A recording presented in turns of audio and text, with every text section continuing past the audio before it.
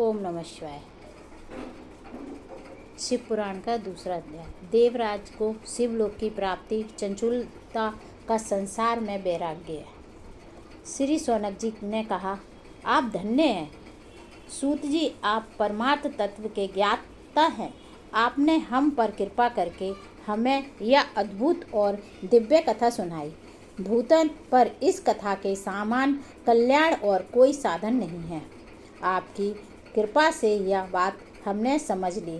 सूत जी, इस कथा के द्वारा कौन से पापी शुद्ध होते हैं, उन्हें कृपा पूर्वक बताकर इस जगत का कृतार्थ कीजिए। सूत जी बोले, मुन्ने, जो मनुष्य पाप, दुराचारी तथा काम, क्रोध, मद, लोभ में निरंतर डूबे रहते हैं, वे भी शिव पुराण पढ़ने अथवा सुनने से शुद्ध हो जाते हैं तथा उनके पापों का पूर्णतया नाश हो जाता है। इस विषय में मैं तुम्हें एक कथा सुनाता हूँ। देवराज ब्राह्मण की कथा।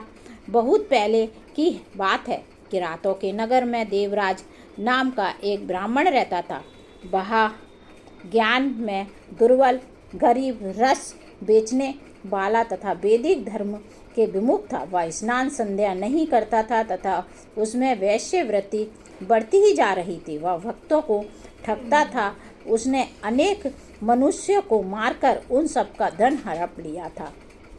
उस पापी ने थोड़ा सा भी धन धर्म के काम में नहीं लगाया था। वह वेश्यागामी था, आचार भ्रष्ट था। एक दिन वह घूमता हुआ देवयोग में प्रतिष्ठानपुर जूजी प्रयाग जा पहुंचा। वहां उसने एक शिवालय देखा जहां बहुत से साधु महात्मा एकत्रित हुए थे। देवराज वहीं ठहर गया। वहां रात में उसे ज्वर आ गया और उसे बड़े पीड़ा होने लगी। वहीं पर एक ब्राह्मण देवता शिव पुराण की कथा सुना रहे थे। ज्वर में पड़ा देवराज वे ब्राह्मण के मुख से शिव कथा को निरंतर सुनता रहा। 1 मास बाद देवराज ज्वर से पीड़ित अवस्था में चल बसा। यमराज के दूत उसे बांधकर यमपुर ले गए, जहां तभी वह शिवलोक से भगवान शिव के पार्षदगण आ गए। वे कपूर के समान उज्ज्वल थे। उनके हाथ में त्रिशूल, संपूर्ण शरीर पर भस्म और गले में रुद्राक्ष की माला उनके शरीर की शोभा बढ़ा रही थी। उन्होंने यमराज के दूतों को मार पीट कर देवराज को यमदूतों के चंगुल से छुड़ा लिया और उसे अपने अद्भुत विमान में बिठाकर जब कैलाश पर्वत पर ले जाने लगे तो यमपुर में कोलाहल मच गया, जिसे सुनकर यमराज अपने भवन से बाहर आ गए।